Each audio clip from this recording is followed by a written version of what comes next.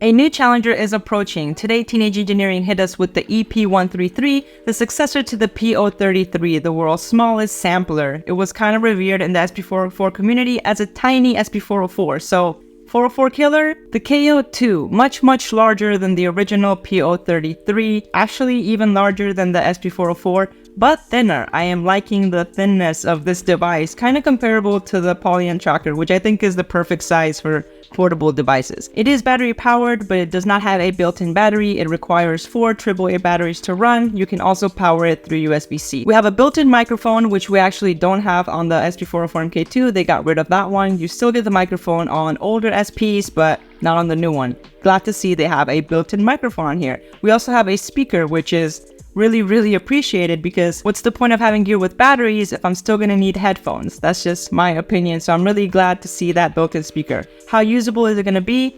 That is the question, because the one on the OP1 was okay, and the one on the OP1 Field, which is $2,000, was okay. Not much difference between the two speakers, so I don't have high hopes for the sound quality out of the speaker, but hey, you never know, they might surprise us, and I'm excited to see it there. Aside from the built-in microphone, we get an audio input for direct sampling.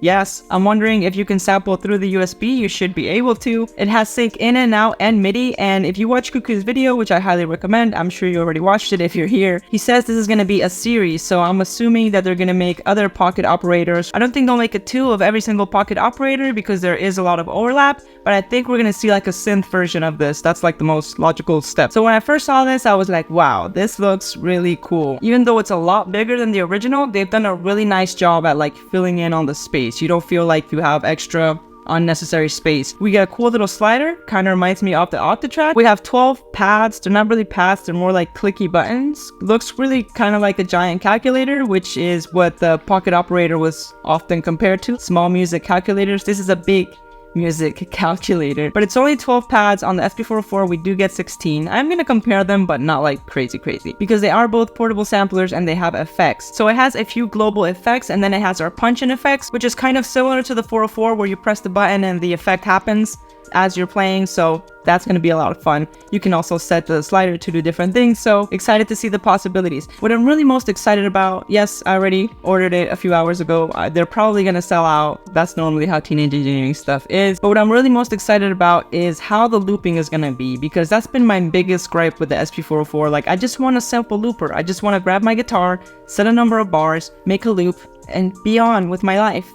But no, that doesn't happen on the 404. It's sample, resample, chop, this, extra. Like, I've come to peace that I do not like writing music on the 404. I've done it before, I did it for a long time, but it's too much work. So I would rather have something that gets out of the way and allows me to take my ideas into complete songs, right? So I'm wondering how much you can do with this, because on the original pocket operator, it was a lot of fun to chop samples and play them, but you could only really go so far because of the limitations. This is supposed to be the 2, and it looks very advanced. Cuckoo even said he would go far enough to even call this the KO-2000 instead of the 2 because of how advanced it is. So we have that beautiful screen, a lot bigger than the one on the OP1. When you press the effects, like, there was a lot going on. I'm not sure how annoying that's gonna get, but we get a colored screen similar to the one on the OP1, I'm hoping.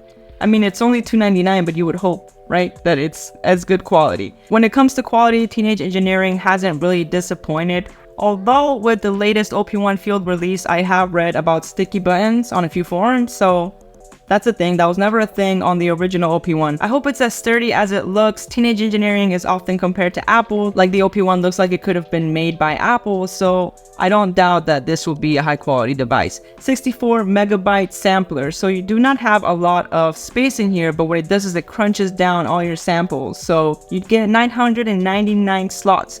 I believe it's going to be more for one-shots and making drum beats. You will be able to load longish melodic samples, but not crazy long like on the SP-404. I don't even think you'll be able to load even 16 minutes. Of course not. Probably like 1 or 2 minutes. I'm not sure what the length is, but We'll find out. We can also play samples melodically and in stereo. So for the price and the size, I'm definitely excited to check this out. I kind of had taken a step back from Teenage Engineering because I thought they were like more high end, with the latest thing being the OP1 and like their $1,000 microphone and their tiny $1,000 mixer. So I thought like we would not see anything like this from them, but I am excited to see that they're coming back to the people. These prices are getting out of control. Like I'm really like tired of all the expensive gear. We need affordable gear, like it's abuse. So I'm really happy to see that Teenage Engineering has decided to take this step to come back down to the people and say, hey guys. That's it for today, guys. Let me know your thoughts on the Teenage Engineering EP-133. Are you getting one? If I gel with it, I'll make a longer video on the channel, so stay tuned for that.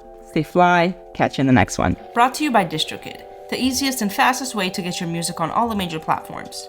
Ever been on Instagram or Apple Music and see a song where the lyrics scroll in perfect time with the music? DistroKid lets any artist automatically create and upload synced lyrics. To do this, head to the Goodies tab, click Enhance Your Music, and you will find lyrics and a couple other ways to enhance your music. If you haven't signed up already, use the code below and save 7% off your first year.